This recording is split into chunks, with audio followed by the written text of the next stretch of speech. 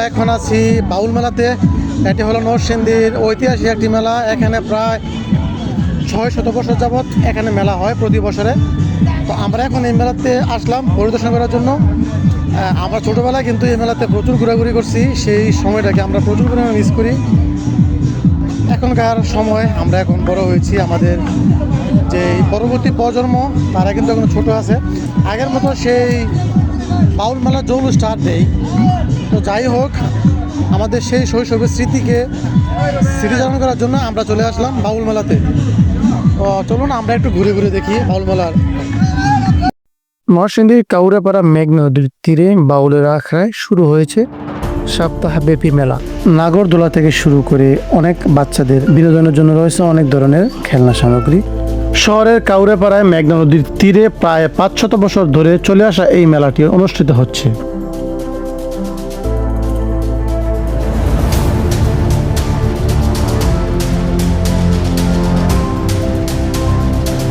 বাউল মেলা উপলক্ষে দেশের নানা প্রান্ত থেকে ব্যবসায়ীরা চিরচেনা বাঙালি মুখরোচক খাবার ও বাহারি পণ্য নিয়ে হাজির হয়েছেন। মুখরোচক খাবার চিংড়ি মাছের মাথা, সাথে আলুর চপ এবং চিকেন সাসলিক ভাজা হচ্ছে। পাশেই আছে নুডলস। চিংড়ি মাছের মাথার ফ্রাই ভাজা হচ্ছে। উত্তপ্ত তেলের ভিতরে বেসন দিয়ে সেই চিংড়ির মাথাগুলা ভেজে নেওয়া হচ্ছে। এর পাশেই আছে আলুর চপ, সাথে একটু ঝোল দিয়ে দিচ্ছে। আমরা এখান থেকে সে আলুর চপটাই ট্রাই করব। মুখরোচক খাবার নুডলস, এর পাশেই আছে আলুর চপ, চিকেন সাসলিক বিভিন্ন মশলা মাখিয়ে তারা দর্শকদেরকে প্রোভাইড করতেছে। খুবই সুস্বাদু স্বাদের চিংড়ি মাছের মাথার ফ্রাই এবং চিকেন সাসলিক, ডিমের ফ্রাই।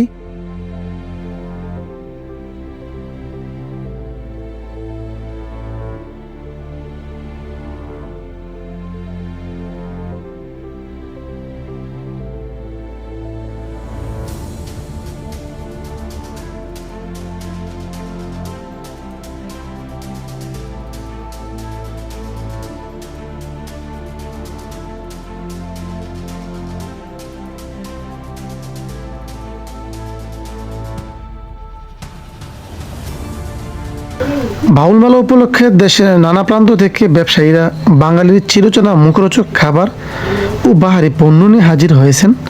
এসব খাবারের মধ্যে রয়েছে আমিত্তি, জিলাপি, সন্দেশ সহ অসংখ্য মুখরোচক খাবার। গরম উত্তপ্ত তেলের ভিতরে জিলাপি ভাজা হচ্ছে। গরম তেলের ভিতরে সেই চিরচেনা আমাদের মুখরোচক খাবার জিলাপি। চিনি এবং গুড়ের আলাদা আলাদা শিরার জিলাপি তৈরি করা হচ্ছে। বিক্রেতার মুখে খুশির আভা, এই খুশি বলে দিচ্ছে তার বেচাকেনা খুবই ভালো হচ্ছে। আমরা এখন মেলার ভিতরে প্রবেশ করব। মেলার ভিতরে মূল আকর্ষণ হলো মাটির তৈরি জিনিসপত্র। আমরা ছোটোবেলায় এই মাটির তৈরি জিনিসপত্র দিয়েই আমরা খেলাধুলা করেছি। আর সবচেয়ে বড় মূল আকর্ষণ এই মেলাতে বাচ্চাদের, বিশেষ করে তারা এখান থেকে পিস্তল কিংবা বন্দুক ক্রয় করে। এক ছোট ভাইকে দেখলাম, সে বন্দুক হাতে নিয়ে দাঁড়িয়ে আছে, মুখে বিজয়ের হাসি। খুবই আনন্দ কাটতেছে। সে হয়তো তার বাবার কাছ থেকে অথবা তার রিলেটিভের কাছ থেকে টাকা চেয়ে নিয়ে এখান থেকে বন্দুক ক্রয় করেছে। আমরা এই মেলায় আসলে কিন্তু অসংখ্য বন্দুকের দোকান দেখতে পাবো। অনেক ক্রেতা আছে। একটি দোকানের সামনে আমরা দেখতে পাচ্ছি এক পিচ্চি বাচ্চা দাঁড়িয়ে আছে বন্দুক হাতে নিয়ে। এর পিছনে আছে অসংখ্য পিস্তল কিংবা শটগান অথবা রাইফেল। চশমার দোকান আছে। এখানে বাহারি রকমের চশমা এবং ক্যাপ উপরে টানানো আছে, দেখতে কিন্তু খুব সুন্দর লাগতেছে। আমার সামনে আছে অনেকগুলা মাটির তৈরি জিনিসপত্র। যারা কামাররা যে ধরনের যে মাটি দিয়ে তারা জিনিসপত্র তৈরি করে, সেই জিনিসপত্র দোকানের সামনে আমরা আছি। তো এখন একজন কামার ভাইয়ের সাথে কথা বলবো, জিজ্ঞেস করবো যে ওনারা আসলে এই জিনিসপত্রগুলো কীভাবে তৈরি করে এবং কত করে সেল করে। আর আমরা যখন ছোটো ছিলাম তখন কিন্তু এই ধরনের যে খেলনা ছিল, সেই খেলনাগুলোর প্রচুর চাহিদা ছিল।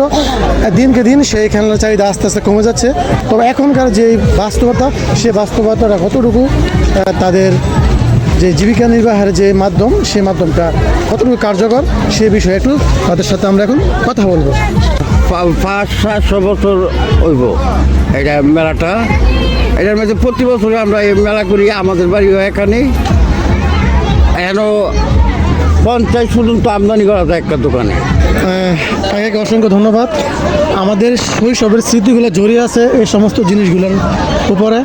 আমরা ছোটোবেলায় কিন্তু বাবার কাছ থেকে, মার কাছ থেকে, আমাদের আত্মীয় স্বজন যারা ছিল তাদের কাছ থেকে টাকা চেয়ে কিন্তু আমরা এই মেলাতে আসতাম ঘোরার জন্য। আর এই ধরনের জিনিসপত্রগুলো দিয়ে যখন জানুয়ারি মাস কিংবা ফেব্রুয়ারি মাস আসতো তখন কিন্তু আমরা এই জিনিসপত্র দিয়ে কিন্তু আমরা আমাদের বাড়িঘর ভরে ফেলতাম। আমরা এখন আখড়ার ভিতরে প্রবেশ করতেছি। এটি হলো বাউলের যে আখড়া আছে সেই আখড়ার ভিতরে। তো যাই দেখেন কি কি আছে। নরসিংদী শহরের মেঘনা নদীর তীর ঘেঁষে প্রাচীন শ্রী শ্রী বাউল ঠাকুরের আখড়াধাম। এখানে প্রদীপ জ্বালানো হয়েছে।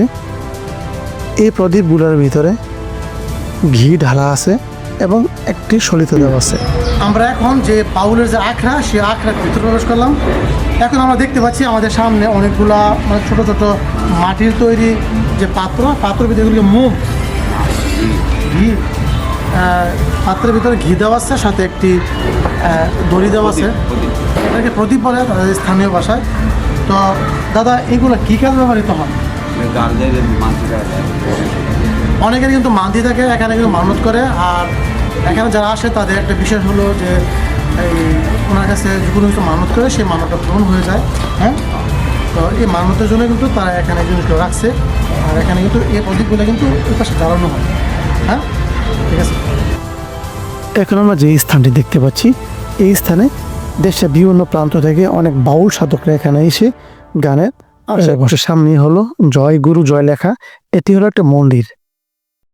আচ্ছা, আমরা এখন আছি যেখানে লেখা আছে জয়গুরু এই স্থানটিতে। এখানে কিন্তু অনেকেই কিন্তু প্রদীপ জ্বালাচ্ছে। তো এখানে একজন দিদি আসছে হাতে মোমবাতি এবং প্রদীপ নিয়ে।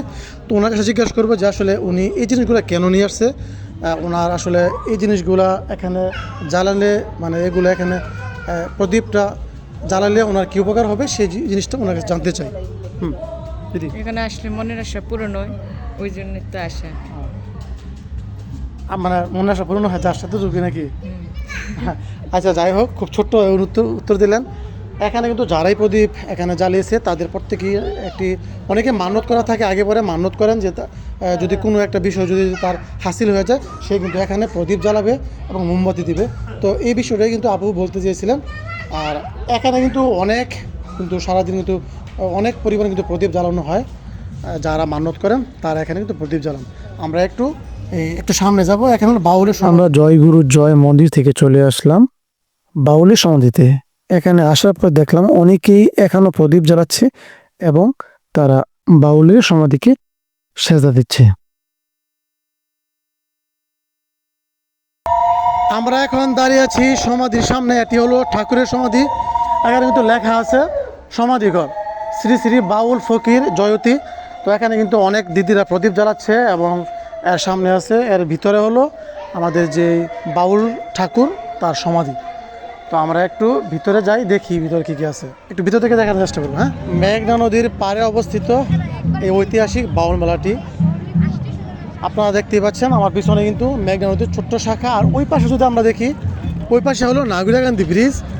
আর আমরা যদি একটু হাতের ডান দিকে তাকাই দেখতে পাচ্ছেন এটি হলো নরসিংদীর নতুন লঞ্চঘাট সংলগ্ন মেঘনা নদীর পাশে এই বাউল মেলাটি অবস্থিত।